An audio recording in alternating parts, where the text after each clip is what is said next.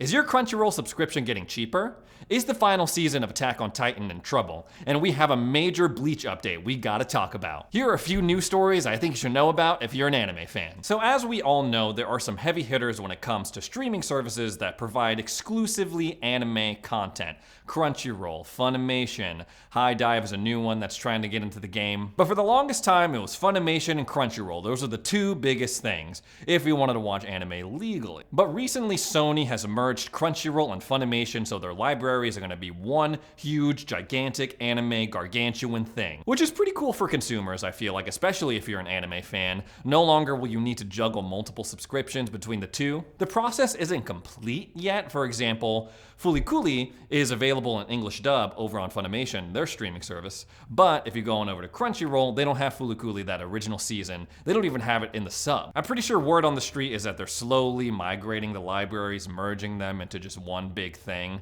And usually when that happens, these companies, they're like, hey, there's no competition, let's go ahead and hike the price way up, let's do whatever the hell we want. But in a rare, slightly wholesome twist, Crunchyroll is actually making your subscription cheaper in 95 countries. According to The Verge, the price of a mega fan subscription is dropping 25% in the UK, 37% in Brazil, and at the current exchange rate, it'll cost nearly 88% less in India, where the company was previously charging $9.99 USD. Pretty much all of North America is excluded from this, the United States, Canada, Germany, Australia. We don't get that sweet, sweet deal. It's also not entirely clear why Crunchyroll is slashing prices in certain countries in the first place. They sort of responded to it on their website, but not really. All they've said is to create consistency of Crunchyroll memberships and to offer fans more value as we continue the unification of Crunchyroll and Funimation. Fans in select markets are receiving price decreases. That's it. That's all we know. Very mysterious, very sussy. I'm very, very jealous as well of those Brazilians. It really is confusing because on one end, they're cutting subscription prices for certain subscribers, but on the other end, they're getting rid of the ability to watch new episodes as long as they're ad-based, forcing you to sign up for a subscription. A little bit confusing, but again, I am looking forward to this Crunchyroll Funimation merger. Next up, let's talk about motherfucker.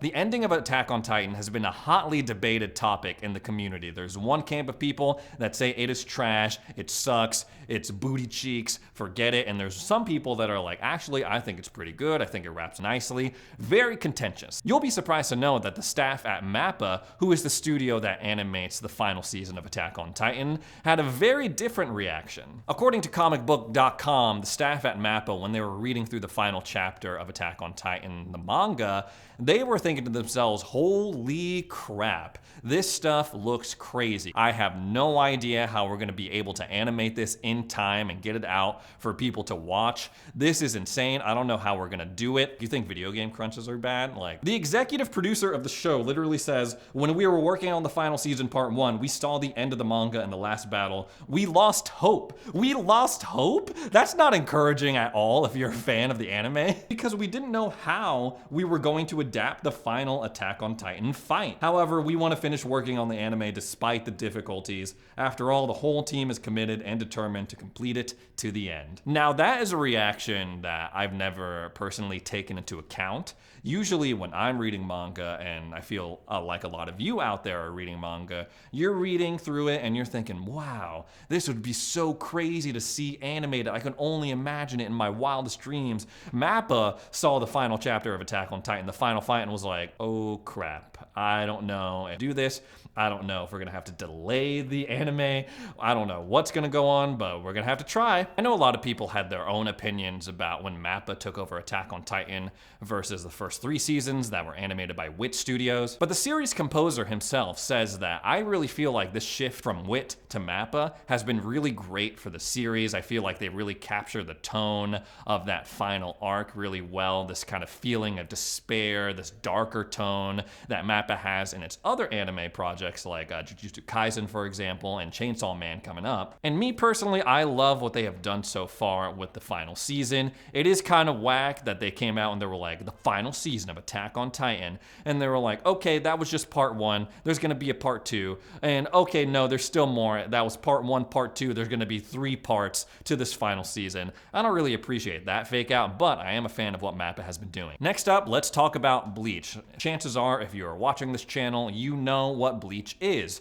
Chances are it's what got you into anime in the first place. It was widely considered to be amongst the shonen big three: Naruto, Luffy, Ichigo. Bleach back in the day had a relatively successful run in terms of its anime until 2011, when it was taken off the air, it was canceled abruptly, and we were all like, what? Nani? And now the big story is that it's coming back, ladies and gentlemen. It's coming back in October so they can animate the 1,000-Year Blood War arc, which is the last arc of the manga. I know a lot of people out there are hyped for Bleach, even more so because we've seen a few trailers, starting with that one they showed off at Anime Expo earlier in the month. And it's looking like this season is gonna be bigger and better than Bleach has ever been. Tite Kubo, the creator of Bleach, the original artist, all that good stuff, he recently spoke in an interview and said that he was super excited for Bleach to return because when he was writing for it back in the day when it was originally running the anime, he apparently was illustrating the manga with these restrictions in mind, like, okay, I kind of have to tone down these fights because I have to take into account what the people can animate, sort of like what we were talking about with MAPPA and Attack on Titan in the past story. And there were a lot of other limitations back then for television content as well. If you go back and watch old anime episodes, like the first few episodes of One Piece, Bleach, they don't even have the right aspect ratio to fit on modern TVs and monitors. So it's like you're watching the show and it takes up like a little bitty square, and then on the sides of your TV and monitor, there are like these huge black bezels. So he was basically saying when Bleach, the anime, got canceled back in 2011 and went back to work on the manga, that he was basically just going balls to the wall. Like, he was just drawing whatever he wanted. He didn't have to worry about the limitations of animation or TV at the time. He was just doing whatever. And he was saying, like, I'm really confident that what I originally illustrated for the 1,000-Year Blood War arc could be recreated faithfully in the anime. He said he's really excited about the updated art style, this new color palette that they got going on. And he did say, I was worried the scenes might be too heavy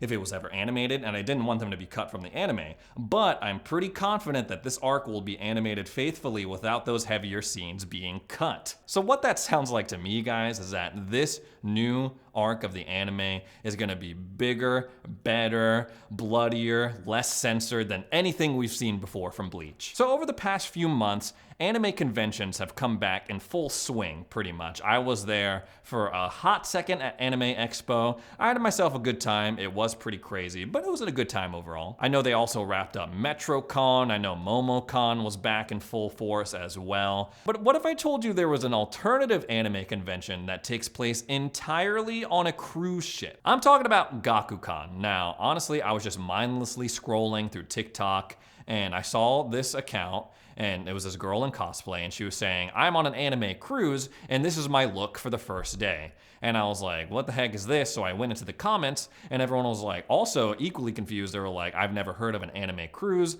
What's going on with this? And she was like, yeah, it's called Gacucon, and it's already happened this year, so you have to wait until next year, 2023, if you want to go on.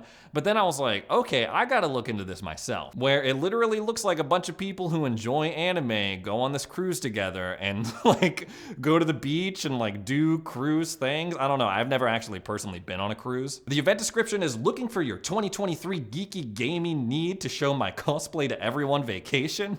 We're talking like full-on beach episode, ladies and gentlemen. Join the 2023 Gacucon game cruise for a 4-night Catalina and Ensenada cruise. Sailing out of the port of Los Angeles, this cruise event is like no other. The world's first game cruise is back for another year of fun, loot, prizes, and more. And if you look down, it's just a Royal Caribbean cruise, I'm pretty sure. And the ship is called Navigator of the Seas. So all right, I'm curious, but I'm not sold. Logistically, how does this thing work? It kind of seems fun to be trapped on a boat with a bunch of people who have similar interests to you, but that also I feel like could go horribly wrong depending on what kind of people there are. It's also not cheap either. So for one person, it's $1,800. That's the cheapest one.